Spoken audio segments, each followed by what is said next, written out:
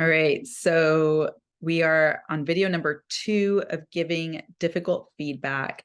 And this is where we get very tactical, very concrete about specific tools and phrases and approaches you might use for giving difficult feedback. All right, so there are, 9 tips here. Number 1, so if you decide to give that feedback, number 1 is ask for permission to give that feedback. This way you are getting buy-in and consent. That can sound as simple as, hey, are you open to some feedback? Or, hey, can I share some observations with you? Okay, number 2, be specific. So I can't stress this enough. Okay, so be very specific about observable behaviors and context and precisely who is saying what, right? Is this your opinion? Is the feedback coming from you? Or are you, are you not naming the people giving the feedback? Be as specific as possible here. So vague feedback can really backfire. So when it revolves around a concept, vague abstract concept, or we're not getting to the root, the heart, the specifics, they're not going to know what you're talking about. And it can absolutely breed paranoia, mistrust, hypervigilance, a general feeling of, people are watching, I'm not safe, people are critiquing and picking me apart. I don't even know who or what's happening. So this is so important. I'm going to go into specific examples here. Okay. So we want to name the behavior, your experience of it, the potential consequence or reason for concern, and own when it's your subjective perception, story, or narrative. Bad feedback or vague, useless feedback. People think you seem unprofessional during Zoom meetings. Okay, so people, I'm going to say that once more. Okay, people think you seem unprofessional during Zoom meetings. So first of all, who are these people, right? Suddenly it's like the whole company and everybody I've ever been in a meeting with might be saying this. And when in fact, it might just be you, right? So I think I'm experiencing you as unprofessional during Zoom meetings would be at least more direct and breed less mistrust. Okay, if you want to be very specific, and we do want to be specific, here's an example. I noticed that you frowned a lot throughout the meeting when people shared their ideas. I'm concerned that people may not engage with your great ideas if you appear negative about theirs. Okay, another example. I know when you touch your hair a lot throughout Zoom meetings, I feel concerned that you may appear unprofessional and people will be less likely to take your ideas seriously. Another example, you shared some fantastic ideas. However, I have a story that when you have a huge pile of laundry in the background, right, that mountain of laundry, it may undermine the perception of organization and competence. This brings me to number 3. So you'll notice that in all 3 of those examples, I paired it with a strength. Okay, so you want to pair it with a strength and a reason for your concern that comes from genuinely caring personally. Okay, so another example here, tip number 3, which is pairing it with a strength and a reason for concern that comes from a place of caring personally. When you're sitting in the dark and no one can see your face, I noticed that we can't really read your expression. So it's harder to communicate and understand what you're saying. I'd really like to make sure I'm catching all the nuances and nonverbals when you speak. I imagine everyone else would too.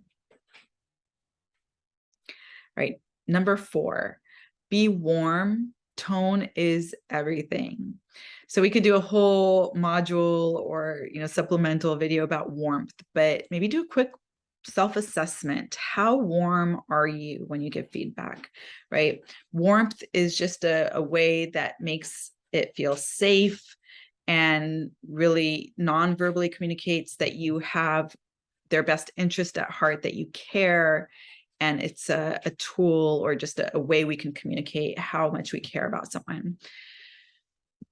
All right, number 5, we want to demonstrate respect by acknowledging that it is 100% someone's choice how they self-present, right?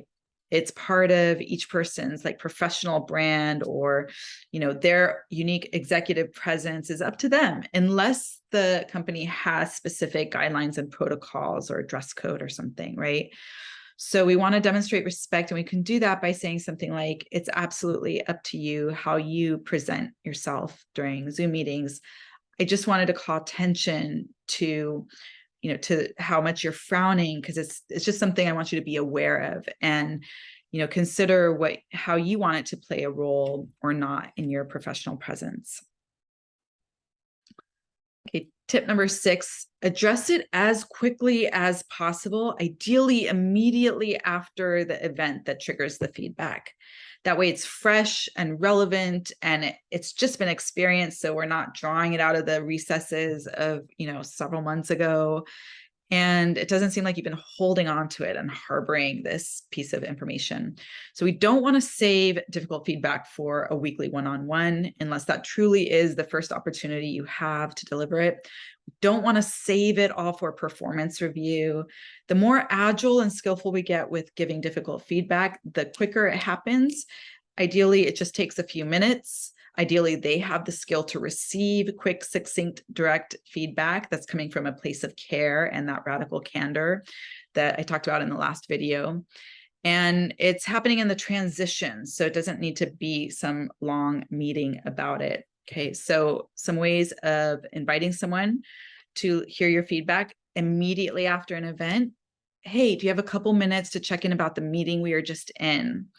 This should just take at most 5 minutes. Okay, or, hey, are you open to some feedback? I have some observations about the meeting we were just in. All right, tip number 7 is offer a specific suggestion or make a specific ask. Alternately, and or ask them if they have ideas for what they could try.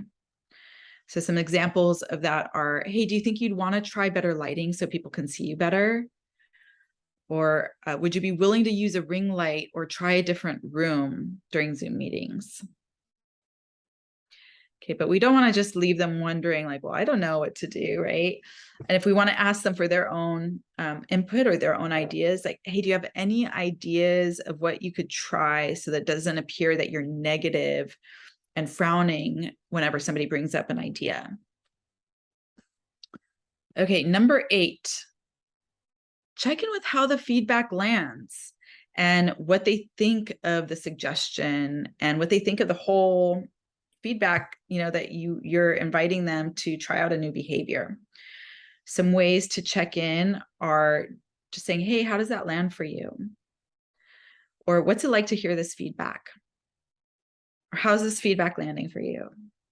Okay, that gives spaciousness and just an opportunity for them to just have and share their experience of hearing it. And they could be like, I don't care. I don't care about, you know, if I'm wearing my the same t-shirt I wore yesterday and the day before that. You know, that's just how, you know, so we want to give them that opportunity to be real about how they're experiencing it. And often it's an opportunity to get closer, right? And to establish more trust and depth in the relationship when we make space for that. There are times when you will want to be more directive and explicit, right? With specific people, you might need to be more directive. So that can sound like, hey, I'm wondering if you'd be open to adjusting your Zoom environment. So I think I gave a similar example before, but that's somewhat directive and specific. Even more directive is, hey, I think it would be a really good idea to use an environment with better lighting or to use a ring light so people can actually see your face. Would you be open to doing that? Or I'd really like it if you tried that out next Zoom meeting. Okay, lastly, tip number 9, offer information and resources if you have them. Okay, so if you have an article about, let's say, professional presence or executive presence, or if there's research that you've read, Harvard Business Review is a great source of articles on topics that are well researched, and you know, it kind of just gives another source of validation to your opinion or your experience or your suggestion. If there's budget, you might want to link them up with something like, additional training or coaching. Link them to a presentation coach to work on voice and posture and things that you don't have the time necessarily to go into depth with them on. So depending on what resources for additional training and information you have, offer that or ask them if they would be interested and open to it.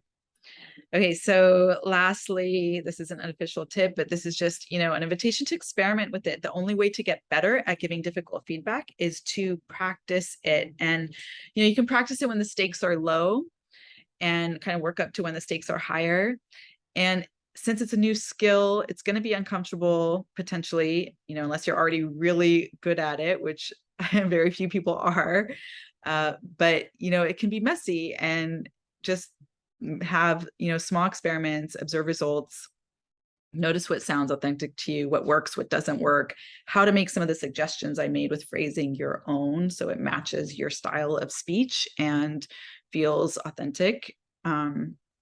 So we can never control another person's experience of the feedback that we offer them, but we can do our best to be skillful with it and ideally offer it in a way that's effective and lands for them, and where they're actually motivated to try out the suggestion or the solution that you come up with together.